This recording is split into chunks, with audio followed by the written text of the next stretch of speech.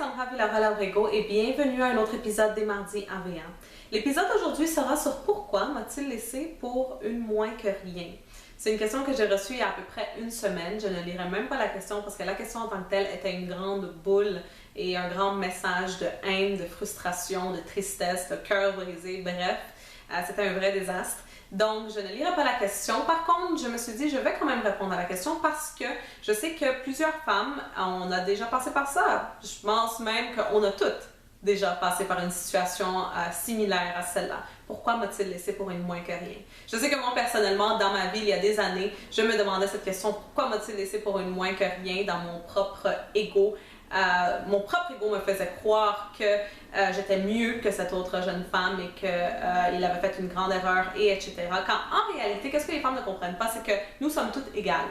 Peu importe que tu dises qu'une femme c'est moins que rien ou que toi tu es mieux que cette autre femme, c'est absolument faux. Ça c'est quelque chose que on a été vraiment enseigné, si je peux dire, à croire qu'on devrait faire la compétition les unes contre les autres et qu'une devrait être meilleure que l'autre, mais c'est absolument faux. On est toutes égales. Si par exemple il y a un enfant de 1 an qui ne sait pas encore marcher, il y a un enfant de 1 an et demi et lui il sait marcher. Est-ce que l'enfant de 1 an est un moins que rien parce qu'il ne sait pas encore marcher et celui de 1 an et demi est meilleur?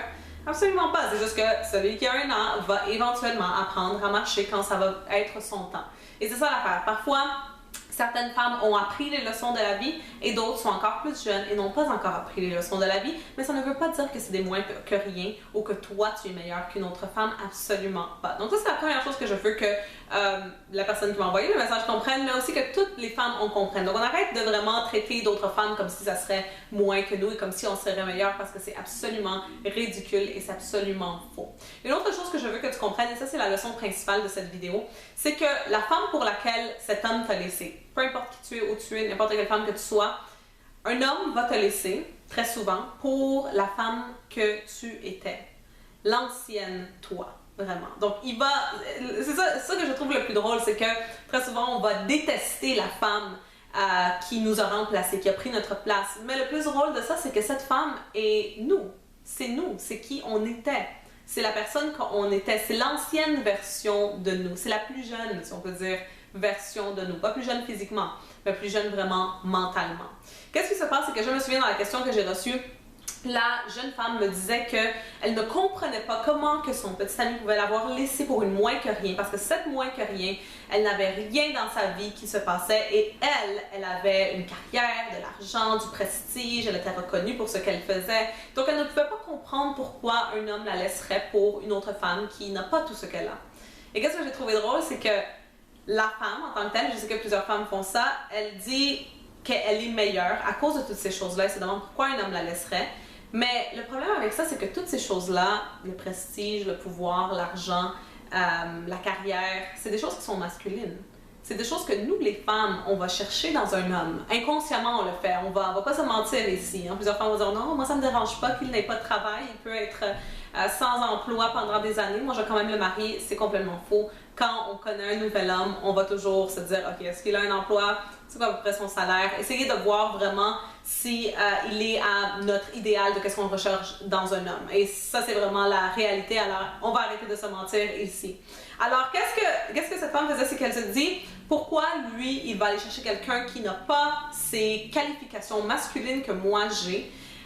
Elle ne comprenait pas pourquoi. Mais en réalité, ces qualifications masculines, comme je dis que tu as en tant que femme, c'est bien et c'est parfait que tu les aies. Par contre, un homme, c'est pas quelque chose qu'il va chercher dans une femme. Ça lui dérange pas. Que tu aies un travail ou que tu n'aies pas de travail, c'est pas vraiment quelque chose qui l'intéresse. Que tu aies du prestige ou que tu n'aies pas de prestige, c'est pas quelque chose qu'il va avoir dans sa liste de qu'est-ce qu'il recherche dans une femme. Absolument pas.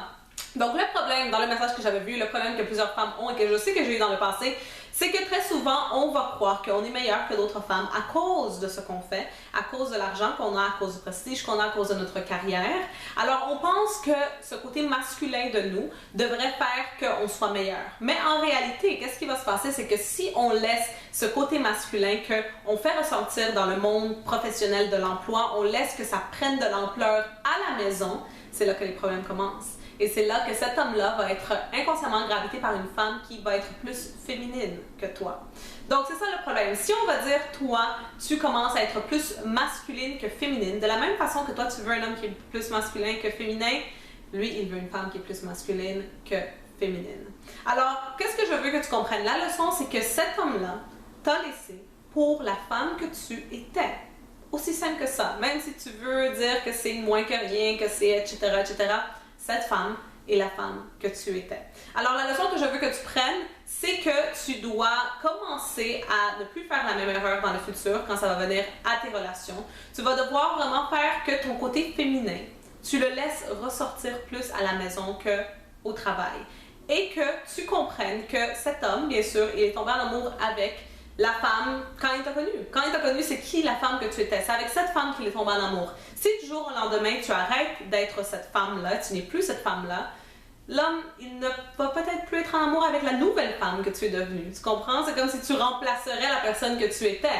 Alors, c'est pas pour justifier les actes de l'homme, c'est pas pour justifier les actes de l'autre femme, mais c'est tout simplement pour te dire que toi, en tant que femme, tu dois apprendre la leçon à ne plus essayer d'avoir tellement de masculin, d'énergie masculine dedans toi. C'est vraiment ça la leçon que je veux que tu apprennes.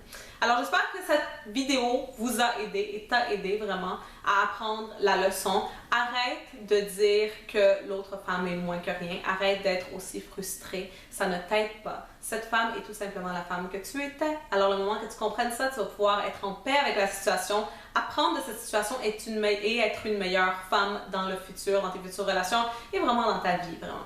Alors c'est tout pour aujourd'hui. On va se voir mardi prochain pour un autre épisode des Mardis AVA. Et n'oubliez pas de partager, de vous abonner et d'aimer la vidéo. Puis, dans une semaine, mon nom c'est Alexandra Villarreal-Abrego. Bye bye!